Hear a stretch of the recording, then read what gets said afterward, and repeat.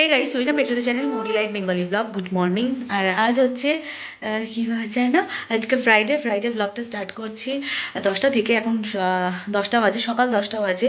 আর আমি এখন কিচেনে চলে এসেছি দুপুরে রান্না করতে। আর আজকের রান্না করব বিশেষ কিছু নয়, কারণ ছোটোবাবুর শরীরটা একটু খারাপ মতন। কারণ আমাদের বাড়িতে একটু পেটের প্রবলেমটা লেগেই থাকে, জানি না কেন। এত সিকিওর হওয়ার পরেও কেন পেটের প্রবলেমটা হয়। তো এই যে কাঁচকলা কেটে নুন হলুদ দিয়ে মাখিয়ে রেখে দিয়েছি। আর এখানে আলু বেগুনও কেটে রেখেছি, এই যে আলু বেগুন কেটে রেখেছি। আর এখানে জ্যান্ত মাছ এনেছি, জ্যান্ত মাছ। এটাকে এখন পরিষ্কার করবো। স্কুলে যাওয়ার পথে জ্যান্ত মাছ একেবারে নিয়ে চলে এসেছি। ওখানে খুব ভিড় হয়, দাঁড়াতে পারি না, কিন্তু আজকে এটা কিনতেই হতো। তো সেই জন্য জ্যান্ত মাছের ঝোল হবে। আর মেথি শাক নিয়ে এসেছি আমাদের জন্য, মেথি শাক চচ্চড়ি ঝোল, একটা চচ্চড়ি ভাত, আর কিছু করবো না। আর ছোটোবাবুর শরীরটা খারাপ বলতে কি, ছোটোবাবু আজকে মানে পটি করছে। ওর একটু লুজ মোশন মতন হয়েছে, তবে বেশিক্ষণ হয়নি, মেডিসিনও দিয়ে দিয়েছি, মানে বেশিবার হয়নি, মেডিসিন দিয়েছি। আর স্কুলে আজকে যাচ্ছি, স্কুল পাঠাতাম না, আজকে পাঠাতে হয়েছে, তার কারণ আজকে 3টে প্রজেক্ট জমা দেওয়ার আছে। আর টাইমে প্রজেক্ট জমা না দিলে একটা বাজে ইমপ্রেশন ম্যামদের মধ্যে যায়। তো সেই জন্য ও বললো, ওকে আমি বলে দিয়েছি প্রজেক্ট জমা দিয়ে যদি শরীর খারাপ লাগে তুই চলে আসবি, ওখান থেকে ফোন করবি, আমি চলে যাবো, গিয়ে তোকে নিয়ে আসবো। তো দেখা যাক কী হয়। ততক্ষণে আমি রান্নাটা সেরে নিই, ঝটপট রান্নাটা করে নিই। আর প্রচণ্ড ঠান্ডা পড়েছে, বলো ভালো লাগছে না যেন কিছু, কী করবো, কিছু করার নেই। তো চলো ঝটপট রান্নাটা করে নিই। এখন মাছটা ধোবো, এই মাছটা ধুয়ে নিই, একদম জ্যান্ত টাটকা মাছ। তো ধুয়ে রান্নাটা বসে তারপরে আসছি, তোমাদের সঙ্গে কথা বলবো। চলো চলো মাছটা ধুয়ে নিয়েছি, এবার মাছে নুনটা মাখিয়ে দেবো। নুন আর হলুদ দুটোই মাখিয়ে দেবো। নুন আর হলুদটা মাখিয়ে নিয়ে তারপর ঝোলটা বসিয়ে দেবো। আর ছোটোবাবুকে একটা ভুল হয়ে গেছে, ওর পাপা বলেছিল জলের বোতলে ওআরএসটা গুলে দিতে, আর আমি না সেটা ভুলে গেছি। আমি কিচেন পর্যন্ত নিয়ে এসেছি, এই যে কিচেনে এখানে রাখা আছে, এই যে দেখতে পাচ্ছ ওআরএসটা।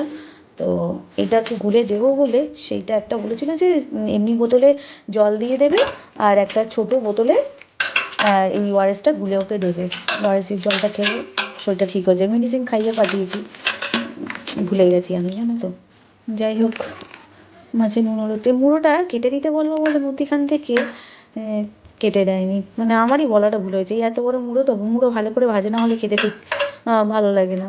তো এটাকে একদম কড়া করে ভাজতে হবে, ছাঁকা তেলে মুড়োটাকে। মুড়ো কেউ খেতে চায় না, আমাকেই খেতে হয় মাথা। চলো মাছের তরকারিটা বসিয়ে দিই।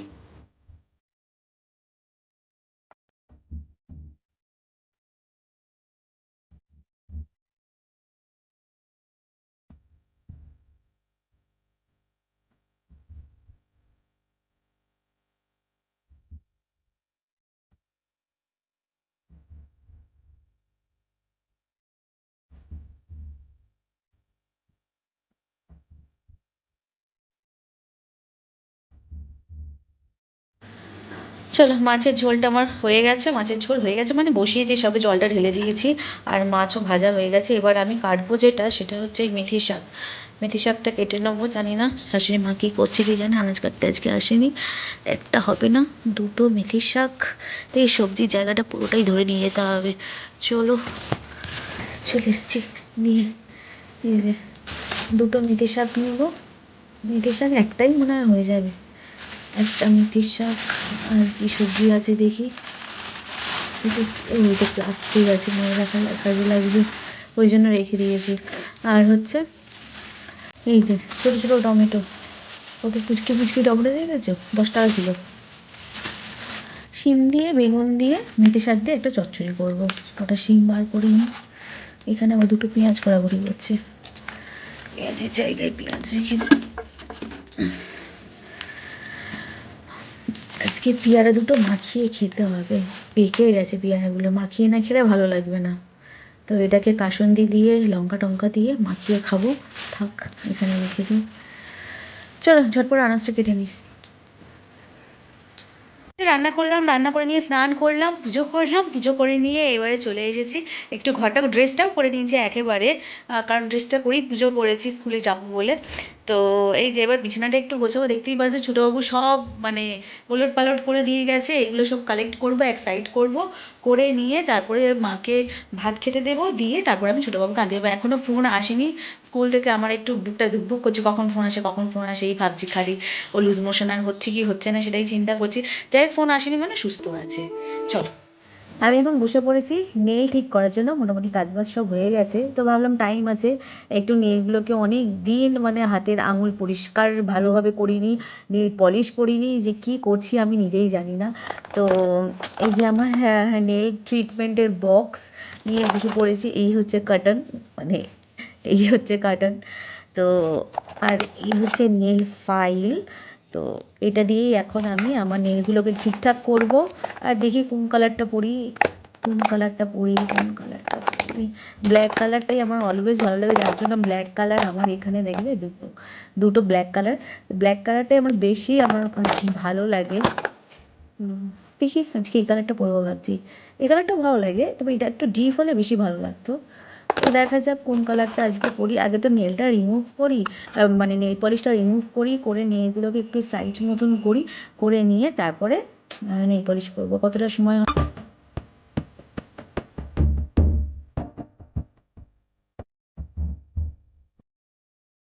অনেক দিন নেই, একদম ঠিকঠাক করিনি। আর নতুন আলু উঠেছে, তো নতুন আলু কেটে কেটে হাতের অবস্থা পুরো খারাপ, দেখতে পাচ্ছ হাতে কীরকম মানে দাগ হয়ে গেছে। কী দিয়ে রিমুভ হয় বলো তো?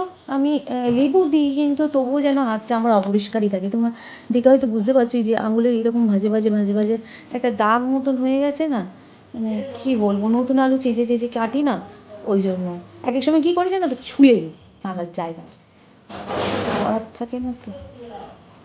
চলো, নেল সব মানে নেল পলিশ সব তুলে নিয়েছি, দুটো কাটানি আমার হয়ে গেছে, এবার একটু নেলটা ফাইল করে নিই।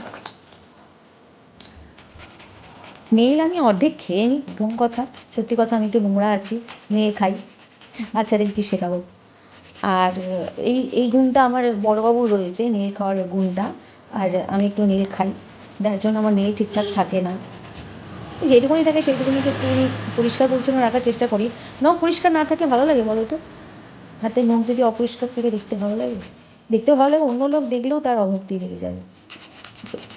অনেক দিন করিনি ঠিকঠাক, তো ভাবলাম আজকে একটু টাইম পেয়েছি, আজকে একটু করে নিই।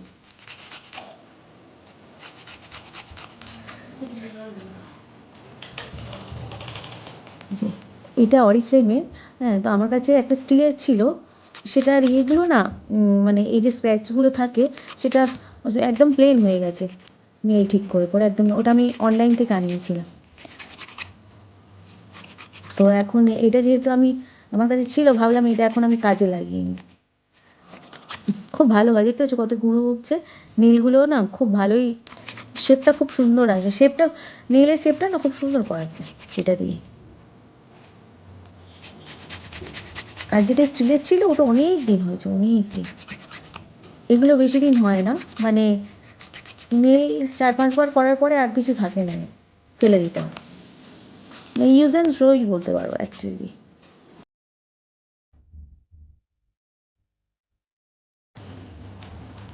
আসলে আমি না নখের কিছু করতে পারি না, সত্যি কথা বলতে কি, দিবাকর আসে, ওর মায়েরটাও করে দেয় আমারটাও করে দেয়, ওর মায়ের হাতে নেইগুলো ওই দেখাশোনা করে, আর আমার হাতে নেইগুলো ওই দেখাশোনা করে। তোমাদের হয়তো শুনলে হাসি পাবে, কিন্তু এটা সত্যি। দিবাকর একটুখানি এইসব দিকে পটু আছে, সব দিকে, যেমন পড়াশোনায় পটু, তেমন মানে নিজের কাজে পটু, ও অ্যাকাউন্টসে রয়েছে, অ্যাকাউন্টসের কাজে পটু, সেরকম মেয়েদের কীভাবে যত্ন রাখতে হয় সেটাও খুব ভালো মতন জানে। শুধু আমার নেই বলে না, ওর মায়ের নেলগুলো খুব সুন্দর করে রেখে দিয়েছে ও। কী অবস্থা, এই হাতের নখটা ক্ষয়ে ক্ষয়ে আর কিচ্ছু নেই। আর এই যে হাতে দেখতে পাচ্ছ, এগুলো কিন্তু আলুর দাগ, কোনো নোংরা না, তোমার ভেবো না যে নোংরা আছে, আলুর সব বস। চলো করে নিই। মোটামুটি দুটো আঙুলো করে নিয়েছি পরিষ্কার, তো এবারে এটা পরার ইচ্ছা হচ্ছে, এইটা এই কালারটা।